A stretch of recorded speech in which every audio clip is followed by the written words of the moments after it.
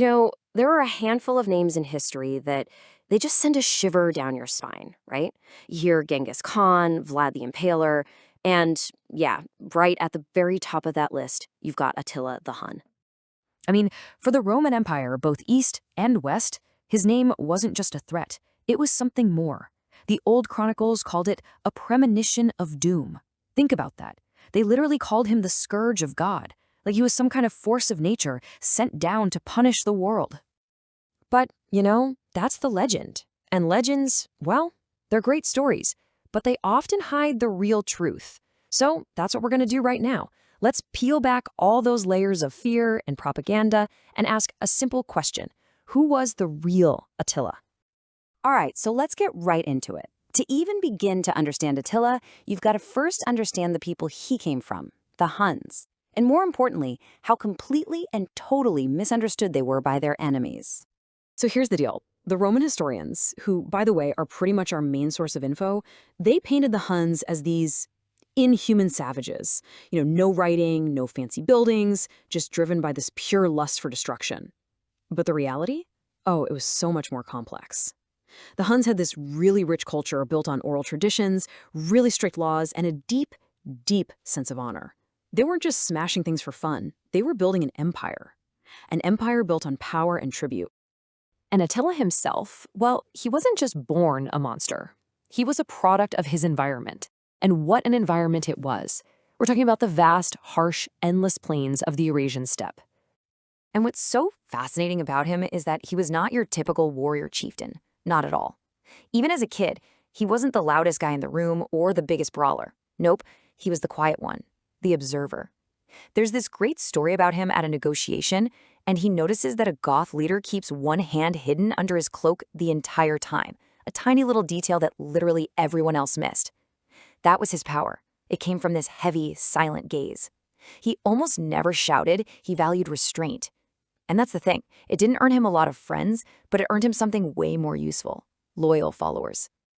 But of course, at the end of the day, he was a Hun. And for the Huns, life was lived on horseback. I mean, they had a saying that a Hunnic child learned to sit a horse before they could even walk. The horse wasn't just a tool, it was like part of their body. And their weapon, the composite bow, that was just an extension of their will. This was the world that forged Attila. So Attila doesn't just burst onto the world stage as this all-powerful figure. Oh no, his rise to the top was a very calculated process, and it all started with him sharing the throne with his brother, Bleda. And these two, man, they could not have been more different.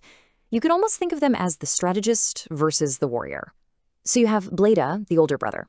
He's more impulsive, loves the big spectacle of power, the shows of force, flashing the gold, the direct approach. And then you have Attila, true to form, the quiet calculator. He's the guy who prefers diplomacy, observation, thinking about the long game. And for a while, this partnership actually worked brilliantly. And their teamwork had immediate and absolutely devastating results for Rome. So in the early 440s, they take power together.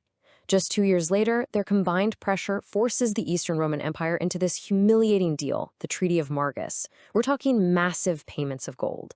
They just keep up the raids, constantly turning the screws on Rome. And then, suddenly, in the mid-440s, Bleda just vanishes from the historical record. And this is a really chilling moment in the story. I mean, think about it.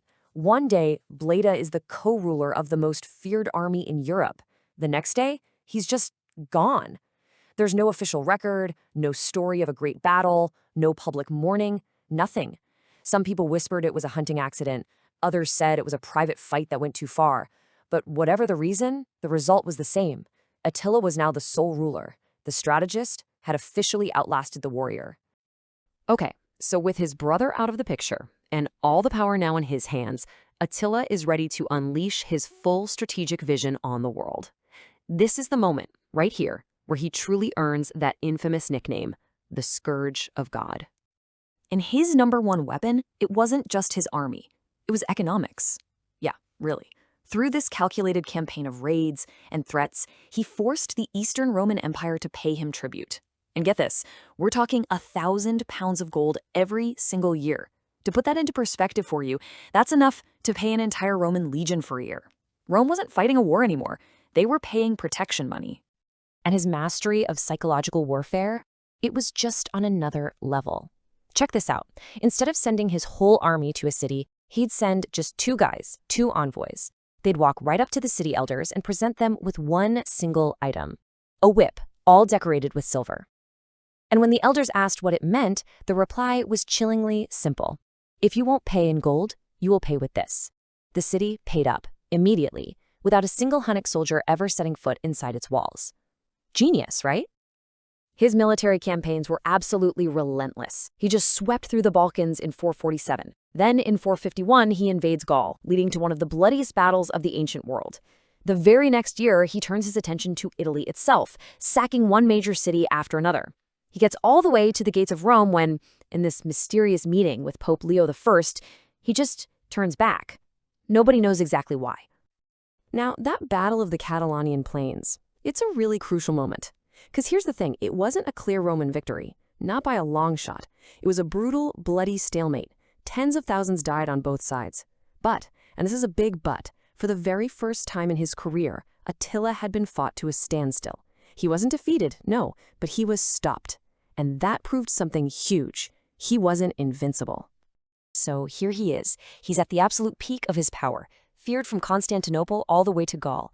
And this is where the story of Attila takes its most shocking turn. His end didn't come on the battlefield with swords clashing. Nope, it came quietly in his own bedchamber. I want you to just picture the scene. Attila, the conqueror of nations, is celebrating his latest marriage to a young woman named Ildiko. The feast is huge, the wine is flowing, and then the next morning, his guards notice this eerie silence coming from his tent. Hours go by. Finally, they get nervous and force their way in. And there he is, the most feared man in the world, dead. No sign of a struggle, no witnesses. The official story is, well, it's almost ridiculously mundane. The report says that after a night of heavy drinking, he got a really bad nosebleed, passed out on his back, and choked to death. A freak accident.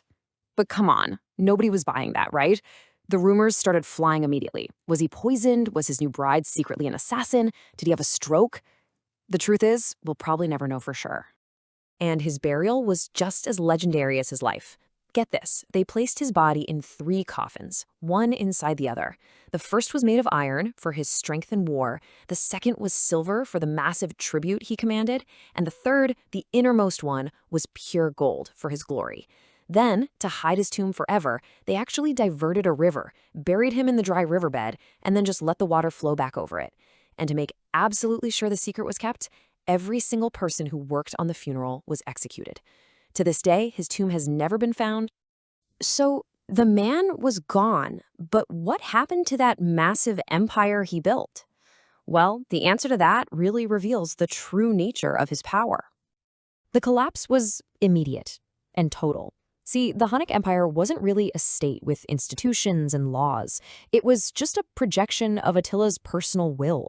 The second he was gone, the whole thing fell apart. His sons immediately started fighting each other for power. The tribes they'd conquered saw their chance and rose up in rebellion. At a single battle, the Battle of Nidau, the Huns were crushed.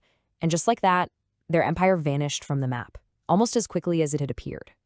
So the man was gone, but his shadow, it just stretched on for centuries. He became less of a person and more of a myth. In the great Germanic sagas, he's actually transformed into this noble character, King Etzel. But for the church, he became the ultimate boogeyman, the cautionary tale of God's punishment. The real historical person was completely replaced by this terrifying idea. And that really brings us to the final big question, doesn't it?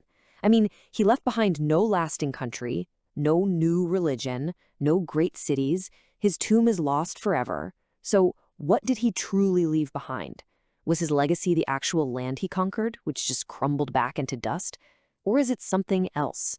Is it the immortal fear, the myth, the shadow that his name, just his name, can still cast over history even today? Because maybe that's the one part of his empire that never actually fell.